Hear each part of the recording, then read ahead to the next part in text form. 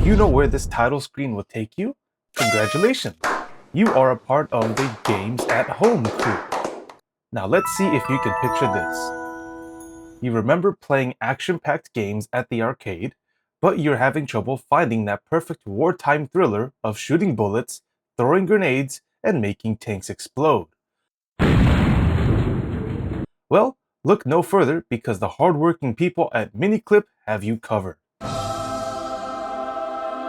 That's right, today we are talking about the Commando series. Get ready to be kitted out with machine guns, rockets, and grenades as we take on the Axis powers in World War II.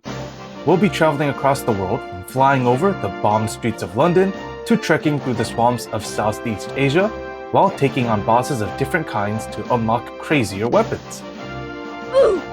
But first, time for some context. The Flash game series Commando was made by Macrojoy Studios located in China.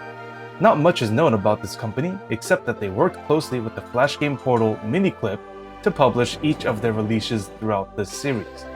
The first game, Commando, or known to us now as Commando 1, was released in 2006, which people enjoyed but was quickly noted as a Metal Slug clone because of its style of gameplay being an action side-scroller and certain details of spray your machine gun and toss grenades was strikingly similar to the popular arcade game. But the success that Commando 1 brought prompted Macrojoy to work on the next game, Commando 2, which released in 2008. This game diverged into its own original direction with new mechanics such as unlocking weapons and choosing a loadout between levels. With that, Commando 1 and 2 cultivated a following of gamers who kept returning to the game on Miniclip thanks to its replay ability, keeping it on the top 10 games on the Flash game website for years. 2 years after the success of Commando 2 in 2010, Macrojoy released Commando Assault, which took a tower defense approach to the previous side-scrolling action games, where now you need to purchase and call up units of allies to hold off against waves of enemies. Then, in 2011, the last installment, Commando 3, released with their return to the action series, where the graphics took another step into an original design and the custom loadout feature was then removed. Although Macrojoy officially closed as a business in 2018, in 2024, the Commando Collection was released on Steam, where many players returned to play the 4 games they knew so well, with added features and customizable options to go so far and flood the screen with enemies just to see how crazy it can get. With that, today we will focus mainly on the first 2 games, Commando 1 and 2, as those were the ones to steal the show on Miniclip during the peak of Flash games. Commando 1 begins with a cutscene of what World War II looked like as planes flew above and tanks blasted their heavy weaponry on the ground. There are 4 missions to this game, and each one has a short briefing as to what the war was looking like during that time. Mission 1's briefing reads, the Germans needed to have control of the skies over the English Channel in order to mount a successful invasion of the British Isles. From July 1940, the Luftwaffe attacked shipping convoys in the Channel and radar stations along the south coast. And with that, we begin where we control our male commando character, armed with his trusty pistol and grenades. The commando will need to fight through waves of German infantry, airplanes in the sky, and tanks on the ground. Usually from slain enemies or from boxes broken, different weapons can be obtained. The first 2 being the machine gun and the rocket launcher. Each will grant a limited amount of ammo to destroy larger lines of infantry or take down armored enemies. One thing to note is that there is a point of frustration for players, which would come with the areas where instant death could occur. No matter the health of the character, the very first place that this could happen is where the commando needs to jump and climb levels up the side of a mountain ridge. The platforms are unstable and will crumble over time, making the character fall to their death off-screen once time runs out or a jump is missed.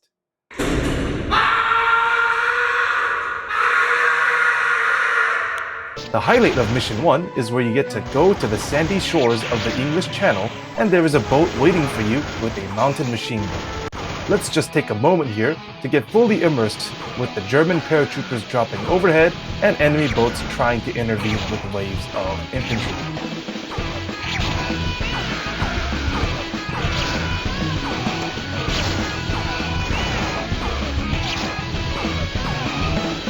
Mission 1 ends by meeting a boss after crossing a German battleship and submarine. Once at the end, there's a flying fortress from an airplane ready to spray bullets and shoot missiles that track the commando. Getting rid of this final boss will give Mission complete! And that completes the first chapter to this game. Mission 2 has a briefing of, in early August, the German invasion force is assembled on the French coast and air raids on England are being increased in size and number. We take on a more clandestine approach to Mission 2 as the first weapon drop is the silenced pistol.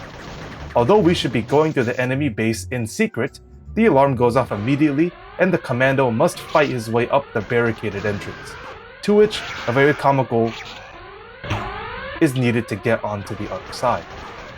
One of the highlights to this mission is where a truck is used to run over squadrons of enemies without needing to do anything. Once the minefield is cleared, a factory will appear in which it has a very annoying insta-death area where a moving platform will detach down into the molten metal below unless the commando moves quickly enough to jump to the next platform. Then, the assembly line awaits where tanks need to be shot down with rockets or the shotgun that drops.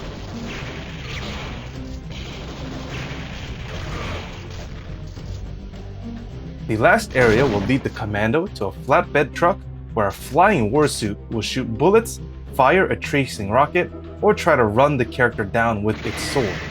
Most of this fight is taken care of with proper timing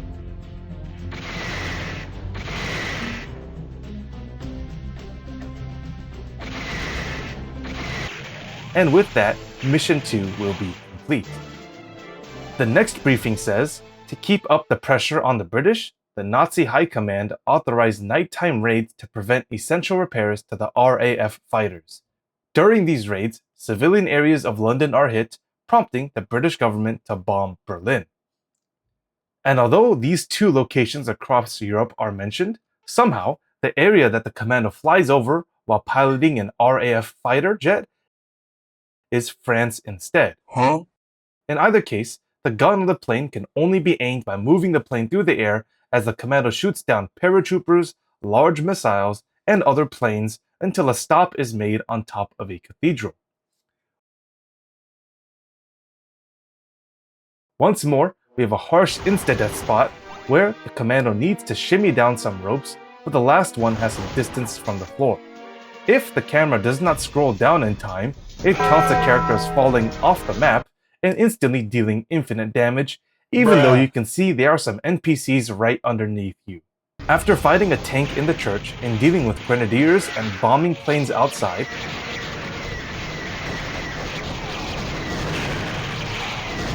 the boss approaches as a massive rolling war machine. Surprisingly, this is an easy boss to remove as a rocket launcher and a healthy amount of grenades makes very short work of this vehicle. Mission 4 has the final briefing of the game with, enraged by the attacks on Berlin and the lack of success in crippling the RAF, Hitler orders a change of target. By destroying cities and industrial areas, he hoped to break the British morale, and, if RAF forces gathered in large numbers to defend the cities, the Luftwaffe would be able to destroy large numbers of fighters, thereby gaining the air superiority they needed. With this being the final mission to the game, this will be the largest and most action-packed of the game. We start right in the middle of the war-torn streets of Berlin, where the commando crash-lands his plane to then be greeted by waves of German troops and multiple strafing runs by the Luftwaffe.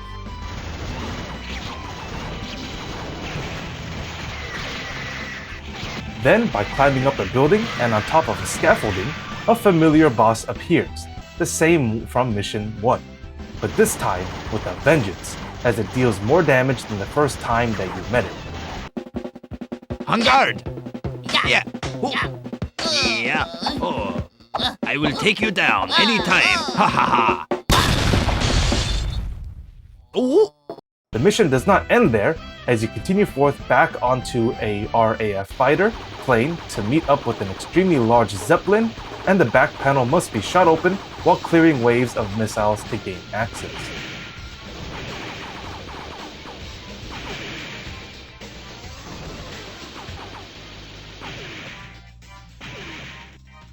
Once inside, a few scared engineers say, "Don't shoot the bombs!" as a large amount of glowing explosives guarded by multiple soldiers await. I mean, I started blasting. Bang! Bang! and of course that is another spot for you to insta-die. Surprisingly, the German soldiers get the idea, and they also do not shoot back either, and what becomes a melee fest until you make your way to an elevator. After moving through laser-defended hallways, somehow, they thought it was a good idea to put acid pools in the middle of a massive aircraft. That still has to go through takeoff and landing to be restocked. But then again, they just sit there with boxes floating on top of it. But of course, all that means is that there are plenty of ways for you to instantly die, especially by having to swing on a rope and time the jump.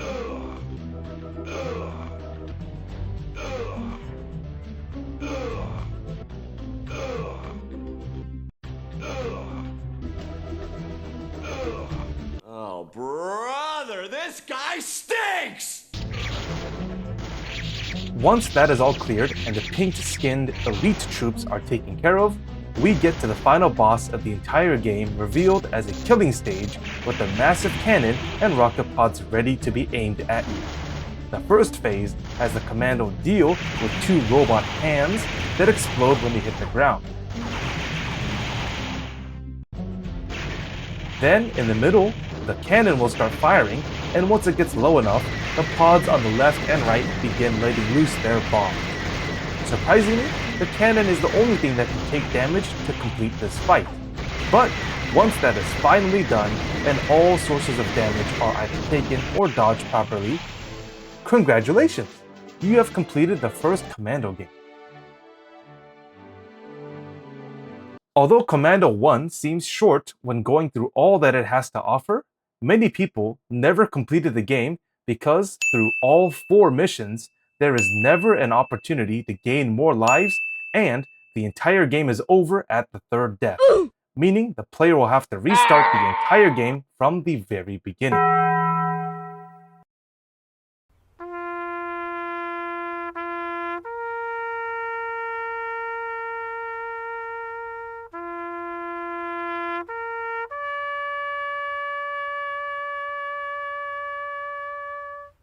Even with the frustration some might have had with the difficulty of completing this game, Commando 2 offered plenty more for players to gravitate towards.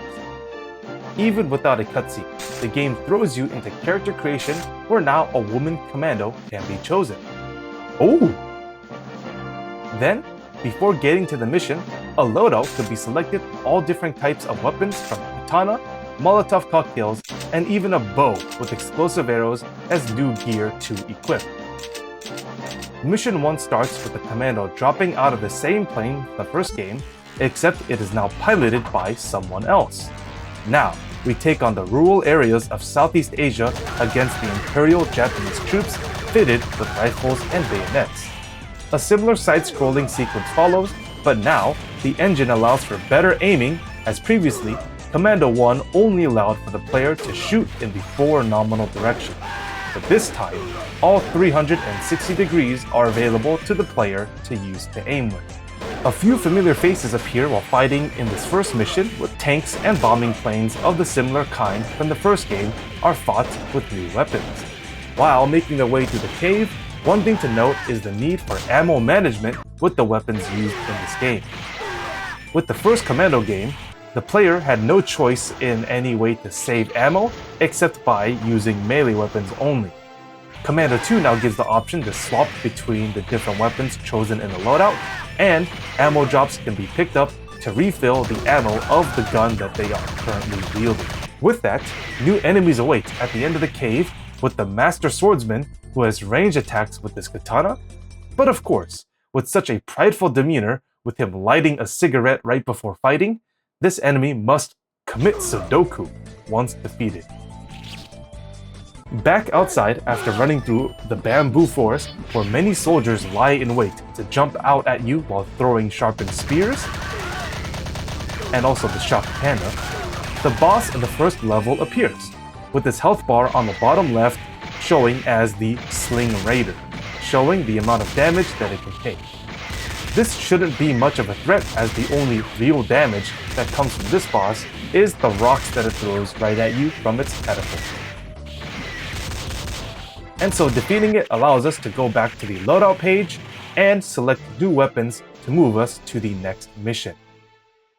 The second mission takes the player through the battled streets of China, where ninjas with banana hats, yeah, that's what I used to call them, and snipers must be cleared out before heading through a warehouse. One of the most interesting interactions during the stealth section of the level is where a soldier sleeps on a truck, and slicing open said truck with a knife does not awaken him. And then the truck explodes instantly, killing that soldier who slept through it all.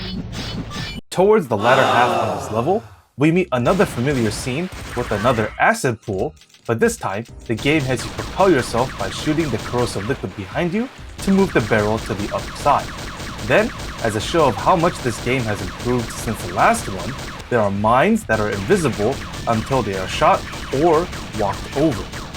After making the way to the top side from this underground base, the final boss, the Kung Fu Warrior, awaits us and gives a great show of strength by clearing out a wave of his own allies to make it a fair one-on-one. This guy apparently has Street Fighter in his blood and even gets to turn on Rage mode when he takes enough damage. But of course, a defeat of this enemy must mean Sudoku must be committed. And we lock in for the next mission. This time, we parachute down to the humid jungle of Southeast Asia, where civilians cheer us on to take down crocodiles and killer hornets. After slaughtering the hostile wildlife, we are greeted with a familiar enemy with these German soldiers. Well, I mean, I have no idea why they would be in this part of the world at this time in this war, but the Commando now has the opportunity to ride an elephant to run over soldiers who think it's a good idea to run right into this huge beast. Then, up above, rocket paratroopers fall down from the sky just to be shot down with the weapons that are unlocked. The second part of this mission takes us through a temple rigged with futuristic laser turrets and primitive spike traps, all while going head-to-head against tanks and waves of enemies. Once we make it through to the outside, we go against the flying fortress that we have dealt with many times in the first game. But now has a massive cannon that appears to shoot large shells right at you once enough damage is taken. The bridge that the Commando stands on collapses afterwards, and while on the train, the final boss appears in the Crab Oculus that fires rounds of bullets and gives a few swipes at the character with its claw. Then, towards the end, it goes full salvo and unleashes cannon fire, exploding balls, and still tries to swipe you with its claw all the while. Taking care of that boss will lead into the final mission, which, just like in the last game, will be quite lengthy to increase the intensity that the player must go through.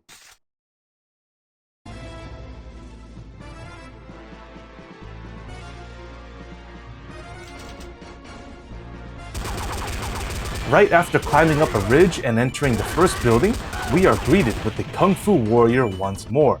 This time, there is no boss health bar. Everything seems to be the same, down to the last details of him turning on Rage mode, and of course, committing Sudoku once defeated.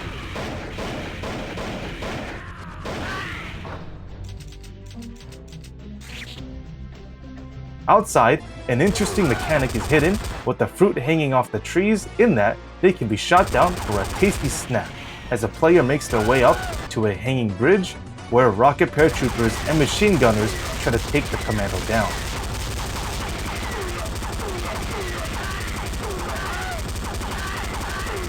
Once the bridge is cut down and a bomber plane is taken care of,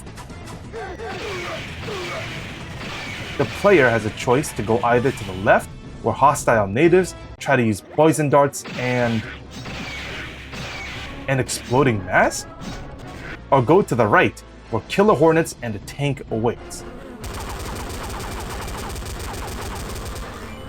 But at the end of both of these areas, it will lead back to a flatbed truck. Oh dear. it looks like the Flying Warsuit wants to have a rematch, but this time, we know its tricks and can be taken down without much trouble.